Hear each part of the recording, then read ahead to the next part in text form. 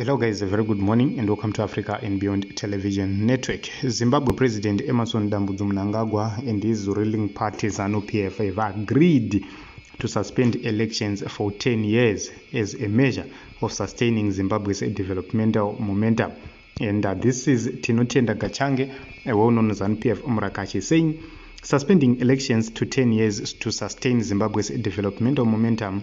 Zimbabwe has made under the leadership of the Second Republic, suspending elections until 2030 to maintain the country's current trajectory of growth and development. While this idea may be controversial, it warrants careful consideration given the potential benefits of the nation's long-term prosperity.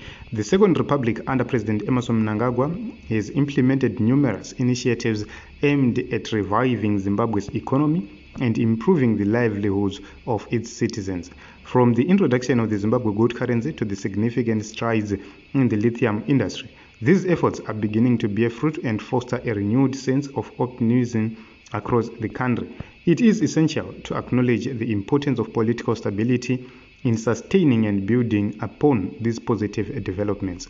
Suspending elections until 2030 would provide the Second Republic with the necessary time and focus to see things long-term initiatives through a fruition without the distractions and disruptions that often accompany election cycles. This proposal may draw criticism from those who argue that elections are an essential component of democratic governance. However, it is crucial to balance this concern with the urgent need to solidify the economic gains made thus far.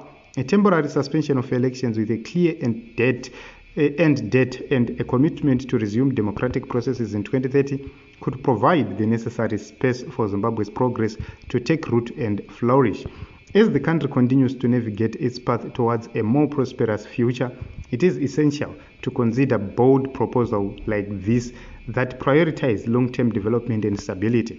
By thoughtfully weighing the potential risks and rewards, Zimbabwe can make informed decisions that will shape its trajectory for generations to come. #Vision 2030.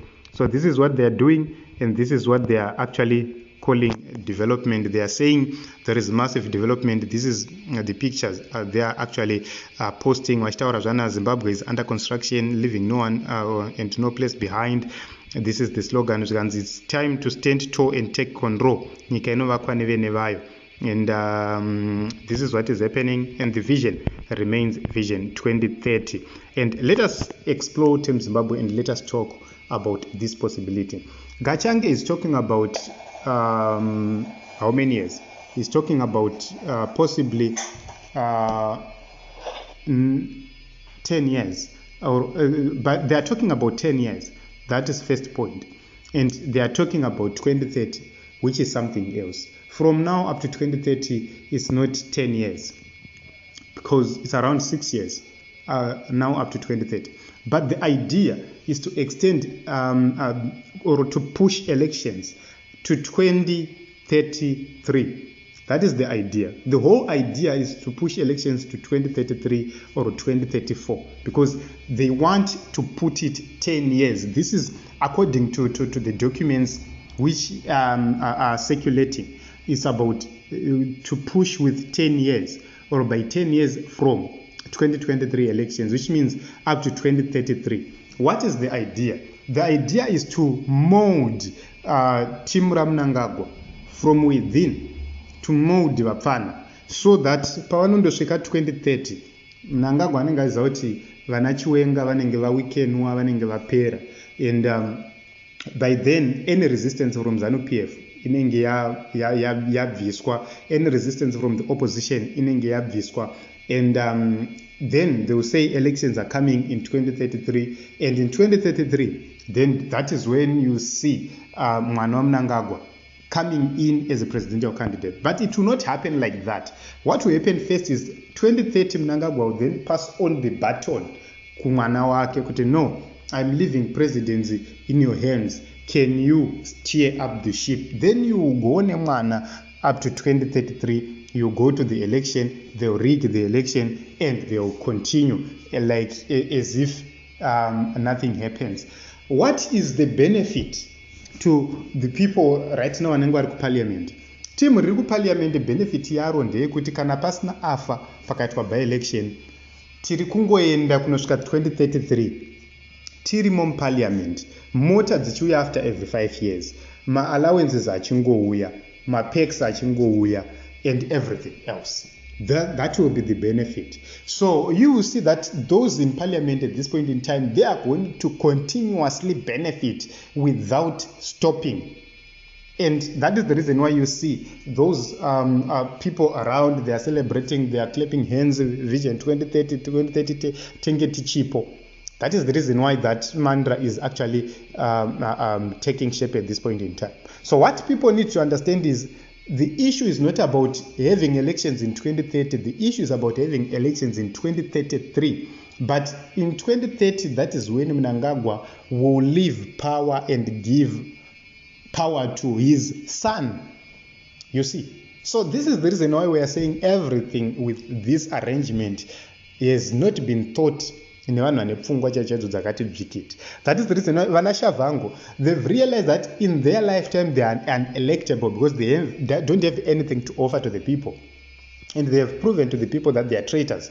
Vanawosh Mnangagwa, they've proved they've gone into the political dustbins, which means they are just doing this for the sake of eating and eating and eating and eating and eating up until 2033. As long as they are alive, vachingodya. Kana pasina kuitika ku vachingodya.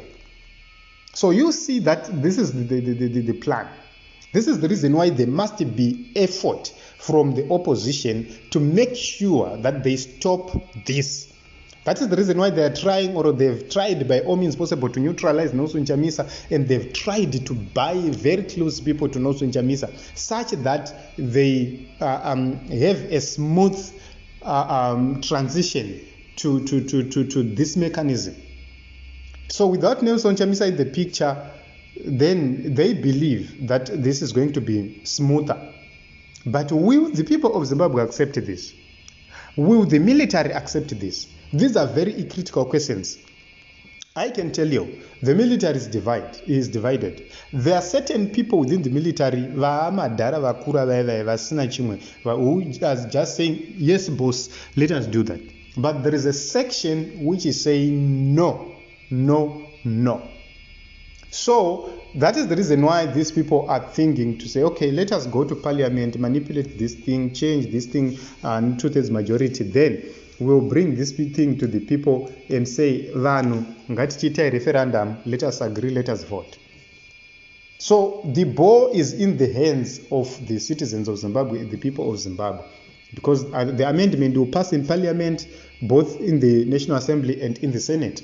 But will the people of Zimbabwe vote yes during the referendum? I doubt that the people of Zimbabwe will vote for that nonsense. And what if they continue to coerce people, force people using my structures to force people to vote for yes for a referendum? It might happen, and they might win. And what will be the result, the end result? The end result will be they are going to be stopped somewhere along the line. They are going to be stopped. Before they reach the full stop, they are going to be stopped.